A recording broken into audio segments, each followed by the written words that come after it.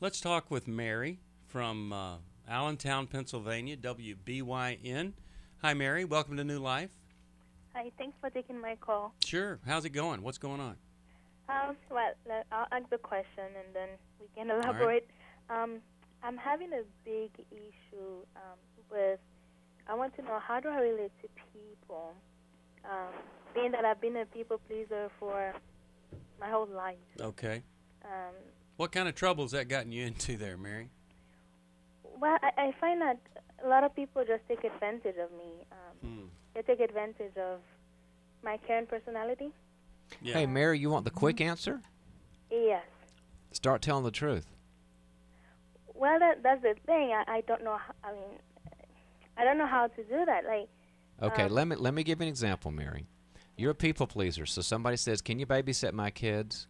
And you've got plans that night to go to a movie. Yeah. And you say, "Gosh, I really care about your kids, but the truth is, I've already got plans. I can't do that." Okay. Now, did that You just risk solve your them. whole life right there? I mean, that is the answer. I'm not saying that's easy Mary, for you to say. No, it's very easy. But see, because you have to risk them being upset with There you go. not liking you, and see, Yeah, people because- pleasers want to be favored, and they think if they're really, really nice, that people will then care about them. But what you become is a non-person. So I just gave you like Mount Everest. Like, okay, all you got to do is climb Mount Everest. Just say no. It's the answer, but you got to take some steps to get there. And Jill was going through the steps, Mary.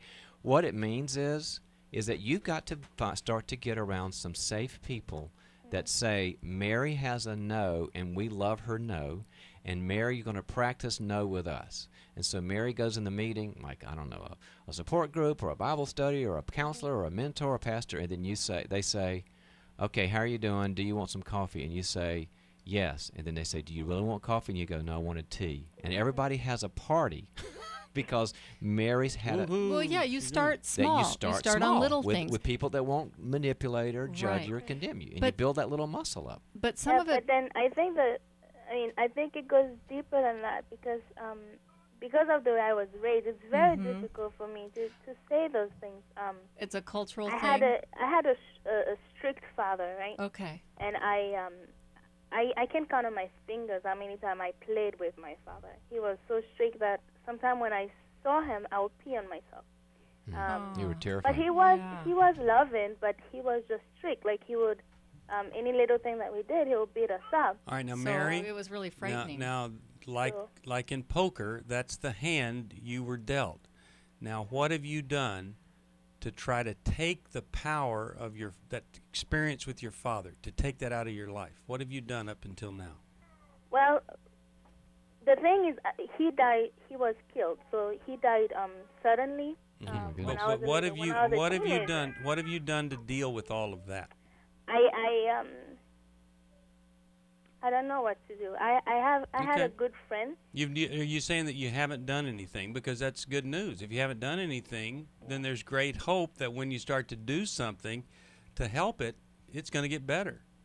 That's a lot better than I've tried everything. Yeah. See, I think there are two things. I am a people pleaser. I remember when I went to counseling, Henry said, hey, tell the person to help you not try to be the good guy all the time. Because I've been that, and I wanted to look good and all that. Here's something other than dishonesty. You're not being a good steward of your life. Yeah, You've got talents and skills and wants and desires, and you're just throwing that out the window to look good or to not have somebody reject you. And so there comes a time when you say, I've got to get some help for this. Have you read Boundaries? Exactly. Have you read the book Boundaries? No. That's coming to you. Now that says It's the 300. It's subtitle- 300 pages of how not to people please. and it's the subtitle: when to say yes and when to say no. There you go. To take control of your life. That's what you want to do, isn't it? Take control of your life.